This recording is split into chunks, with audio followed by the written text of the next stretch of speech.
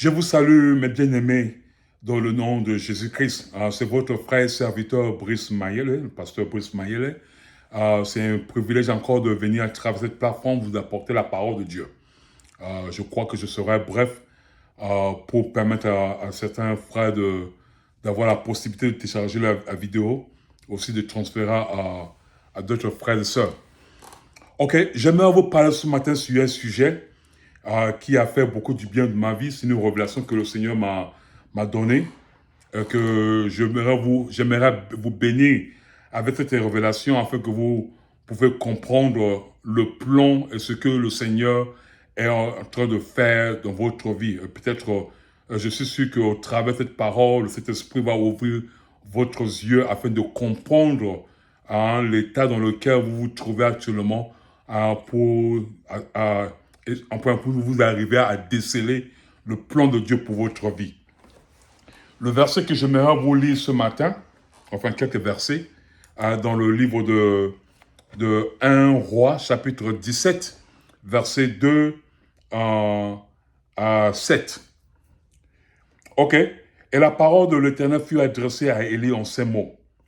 Pars d'ici, dirige-toi vers l'Orient et cache-toi près du torrent de Kérit qui est en face du Jourdain. Tu boiras l'eau du torrent et j'ai ordonné au corbeau de te nourrir là. Il partit, il fit selon la parole de l'Éternel. Et il alla s'établir près du torrent de Kérit qui est en face du Jourdain.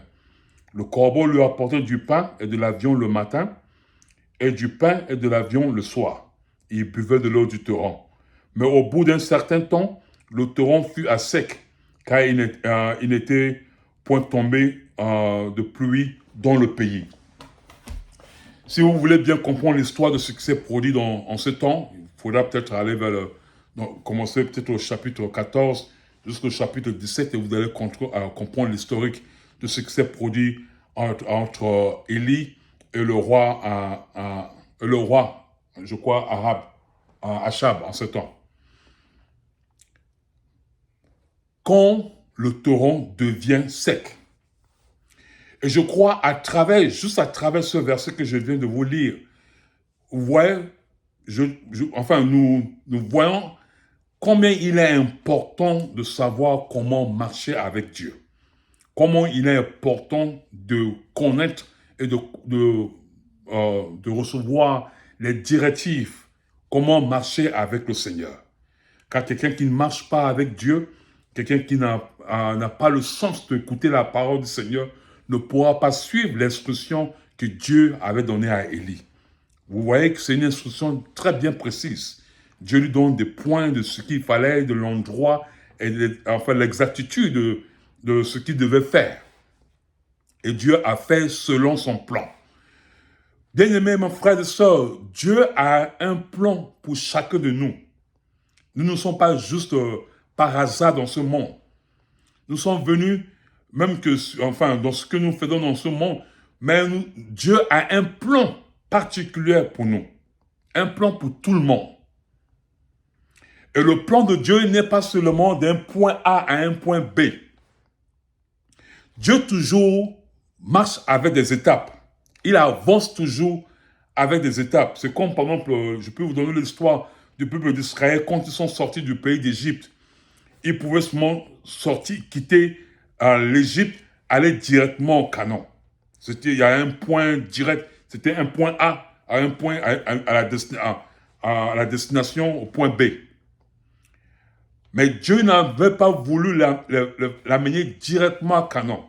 Il les a voulu l'amener d'abord dans le désert. Passer dans des étapes sur des étapes avant de les amener dans la terre promise. Le plan de Dieu pour notre vie, il y a des étapes que Dieu établisse. Des étapes que nous ne pourrons pas discuter, que nous ne pourrons pas négocier. C'est un plan que Dieu établisse. Et si nous ne suivons pas ces étapes, mon frère, ma soeur, nous allons juste traîner. Nous allons perdre de temps. Et le plan de Dieu et ce que Dieu veut faire dans notre vie ne pourra pas vite s'accomplir parce que nous ne sommes pas dans le plan ou nous ne sommes pas dans la directive du Seigneur. Mais nous voyons l'exemple d'un homme qui écoutait et qui marchait selon le plan de Dieu. Et c'est comme je vous dis qu'il est important pour nous de savoir comment marcher avec Dieu. Et nous savons trop bien, il y a une très grande différence de marcher avec Dieu et marcher pour Dieu. Il y a des gens qui marchent pour le Seigneur. Mais il y a des gens qui marchent avec Dieu. Et je voulais parler particulièrement de ceux qui marchent avec Dieu. Je ne voulais pas faire trop commenter sur, sur cette différence, marcher avec Dieu et marcher pour Dieu. Il y a des étapes que le Seigneur établisse dans notre vie avant d'accomplir son œuvre, le miracle dans notre vie, ou accomplir le plan qu'il a pour nous. Élie devait aller dans un endroit bien précis, un endroit que Dieu lui a montré. Pourquoi? Parce que Élie était capable d'écouter la voix du Seigneur. Mon frère, ma soeur, il y a des choses merveilleuses que le Seigneur a préparées pour toi, ou a préparées pour nous. Des grandes choses que le Seigneur veut faire dans notre vie. Et le problème pour nous, de fois, nous avons des problèmes de comprendre comment marcher avec Dieu. Dieu n'a jamais, et dans l'histoire de la Bible, Dieu ne prend jamais quelqu'un d'un point A à un point B pour accomplir son œuvre dans leur vie. Dieu toujours prépare par des étapes avant d'arriver là où il veut que nous soyons. Et nous savons, la nature humaine n'aime pas le processus, mais nous aimons plutôt le résultat. Nous voulons voir le résultat, nous voulons voir le miracle, nous voulons voir l'accomplissement. Nous n'aimons jamais passer par le processus avant d'arriver à la destination. Ça, c'est la nature humaine.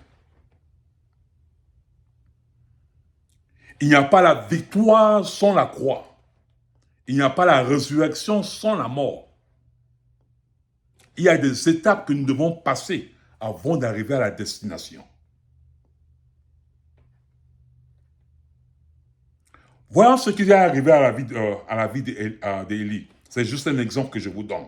Comment cet homme savait marcher avec Dieu. Savait écouter la voix de Dieu. Si mon frère, tu es en train de prier pour une promesse quelconque, ou en train de croire au Seigneur pour une promesse quelconque, il est très important de s'accrocher à Dieu et d'apprendre à écouter la voix du Seigneur. Car la parole de Dieu dit, mes brebis écoutent mes voix et connaissent mes voix. Ça veut dire que écouter la voix de Dieu est pour tout le monde et pour tous les chrétiens. Ce n'est pas exclusivement pour les pasteurs et les prophètes, mais qui que ce soit peut écouter la voix du Seigneur. Et vous voyez aussi, cela est très important de ne pas seulement vous confier à un prophète ou confier votre vie ou votre avenir à un homme de Dieu sans avoir écouté la voix du Seigneur. Car quelqu'un peut vous induire en erreur.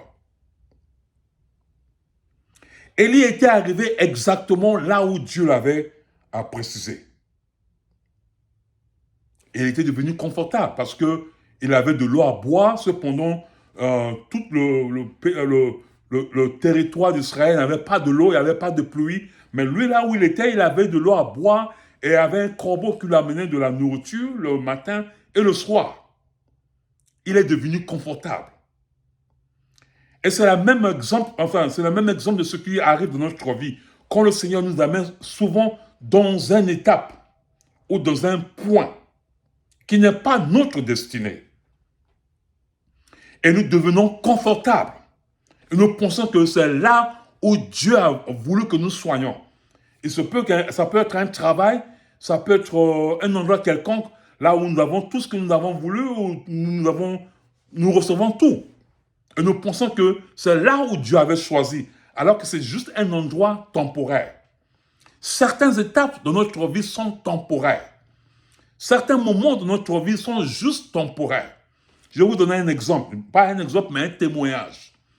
Quand je suis arrivé aux États-Unis, je suis venu la main vide. J'avais pas l'argent, j'avais pas l'argent. Et quand je suis arrivé, je n'étais pas capable de payer mes études parce qu'il fallait aller à l'école de langue, apprendre l'anglais, pour être capable de travailler et tout ça. Mais je n'avais pas l'argent pour payer l'école. Alors, 2 semaines, presque une semaine après mon arrivée, la directrice de mon école s'est rendue compte que je n'avais pas l'argent. Qu'est-ce qu'elle a fait? Elle a voulu m'acheter, d'abord elle a acheté un billet. Elle a appelé l'ambassade de France pour me donner un visa de 3 mois afin de me renvoyer au pays parce que je n'étais pas capable de payer mon visa. Enfin, payer mes études. Alors, ça ne me disait rien, je m'inquiétais pas parce que je savais que il y avait un Dieu. Parce que je rends compte que c'était ma vie. Comment je pouvais parler de foi à quelqu'un ou parler que Dieu peut faire un miracle cependant. Voilà, je suis en train de traverser un moment que je ne suis pas capable de voir un miracle, de voir la grâce du Seigneur. C'était un moment turbulent. C'était un moment, mais j'avais pas la peur. Dieu avait juste enlevé la peur de mon cœur. Au point qu'à l'école, je faisais rire tout le monde, je m'amusais. Tout le monde parlait de moi. Oh, mon frère là, il faisait rire tout le monde. C'était une école chrétienne. Et la directrice m'a appelé une fois, me dit, moi je suis en train de te renvoyer chez toi et toi tu es en train de faire tes rires, tout le monde parle de toi. Qu'est-ce qui te prend? Je dis, non, ça va, il n'y a pas de problème. Elle a insisté pendant 3 semaines. Je ne faisais que faire rire tout le monde, danser, c'était toute une culture. Certains élèves venus de Chine, de Taïwan, d'autres pays, de beaucoup d'autres pays. Et je ne faisais que rire, faire rire tout le monde. Et ça a quand même touché cette directrice au point, un jour elle m'a appelé, elle m'a dit, ne t'en fais plus, tu ne vas plus rentrer chez toi. Quelqu'un a payé ton étude. Et je peux vous dire que jusqu'à aujourd'hui, je ne sais pas qui a payé cette école. A payé toute une année. Après qu'elle a payé toute une année, après que l'école, enfin la personne qui a payé, je ne sais pas qui, mais je crois qu'un ange de Dieu a payé toute l'école. Après, qu'est-ce qui s'est passé? Dieu a amené certains hommes riches dans ma vie. Il pourvoyait tous mes besoins. M'amenait au docteur, dépensait beaucoup d'argent. Il cherchait mes besoins. Qu'est-ce que j'avais besoin? Qu'est-ce qu'il fallait? Et entre-temps, j'habitais chez la directrice. C'est elle qui m'avait hébergé parce que je n'étais pas capable d'être à seul ou de louer un appartement. Alors, c'est elle qui m'hébergeait. Subitement, un jour comme ça, la directrice m'a mis dehors. Et le jour où je suis sorti de la directrice, ces hommes riches, ils m'ont comblé de tout ce qu'il fallait pour un appartement. Le lit, enfin, tout ce qu'il fallait. Ils payaient mon appartement, ils pourvoyaient mes besoins, tout. Ils ont payé mes études, même c'est du théologique, missionnaire, ils ont tout fait. Et il était arrivé un moment, ils m'ont appelé, ils m'ont dit, bon, voilà, puisque tu as fait maintenant à l'école théologique, maintenant on va t'envoyer à l'université pour faire maintenant le plus grand cours de théologie. Ce qu'on appelle en anglais la divinity, ou la divinité, c'est juste une école théologique bien profonde. Et voilà, un jour, j'étais là à la maison, je tournais en rond sans savoir ce qu'il fallait faire. Je marchais, je ne sais pas, quelque chose me dérangeait. J'étais vide, la solitude était terrible.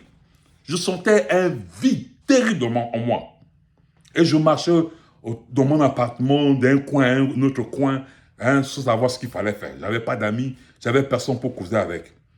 Et je suis rentré dans une chambre là où on met les habits, ce qu'on appelle closet. Je suis rentré là, j'ai vu un livre que j'avais acheté, que je n'avais pas lu, mais j'ai tombé sur ce livre. J'ai pris le livre, j'ai ouvert. Dès que j'ai ouvert ce livre, et le livre, une partie dit, mon fils, je ne vais pas t'envoyer à l'université pour que tu puisses me connaître. je vais te mettre dans un endroit. Et dans cet endroit-là, je veux me faire découvrir à toi pour que tu puisses me connaître.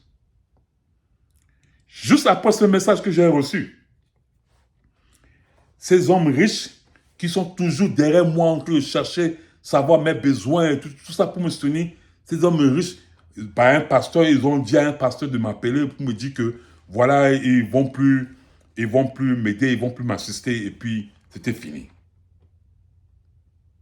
Mon torrent est devenu sec. Souvent, quand le torrent devient sec, ce que nous cherchons souvent, nous cherchons à creuser. À creuser, c'est peut-être nous pouvons trouver de l'eau.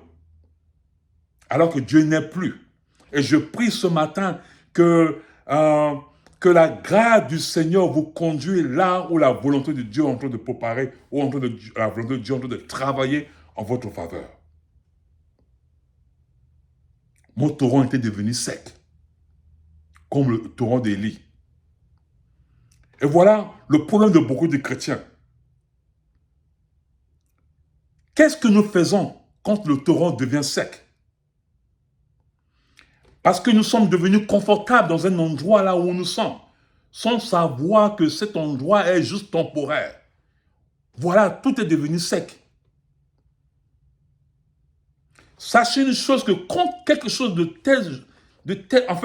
une telle chose arrive dans votre vie, c'est qu'une grande porte est en train de s'ouvrir. Et puisque nous avons peur de laisser cette place, parce que c'est là où on avait la viande, on avait l'eau, on avait tout, on était confortable. Quitter une table à une autre table, le corps humain n'aime pas ça. Nous ne voulons jamais quitter cet endroit, aller à un autre endroit. Mais l'endroit là où il était, l'eau était devenue sec.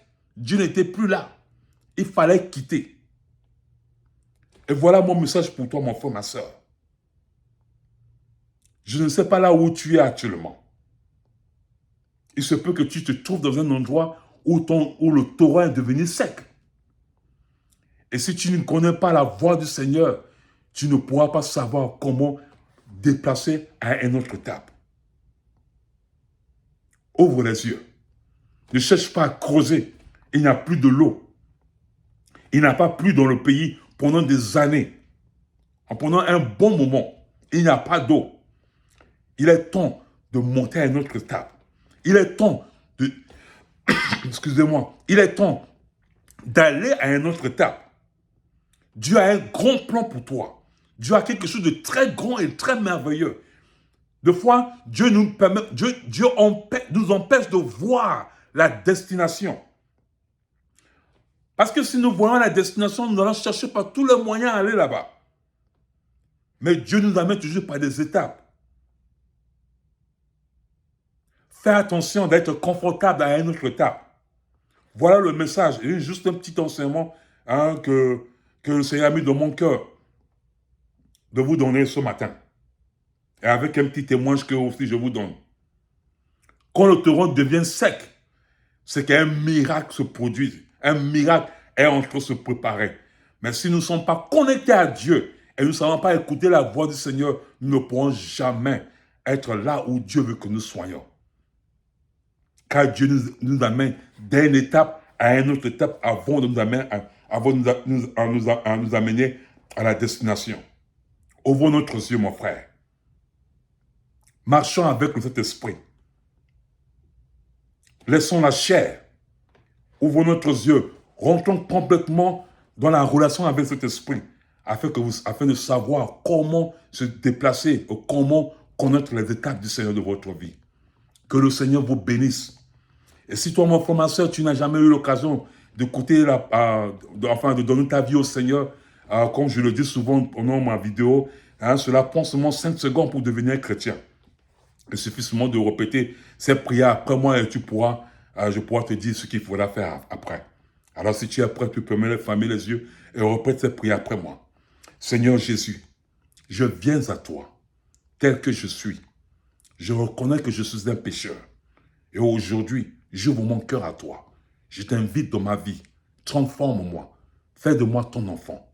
Et que je sois sauvé dans le nom de Jésus. Amen. Si tu as fait cette prière, tu es déjà chrétien.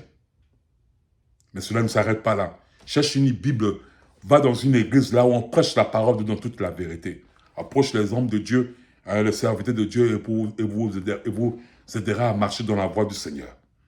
Ne vous appuyez pas seulement sur votre sagesse, mais cherchez la voie du Seigneur afin de connaître comment marcher avec Dieu. Que le Seigneur vous bénisse et que Dieu permettra qu'on se verra la prochaine fois. Amen.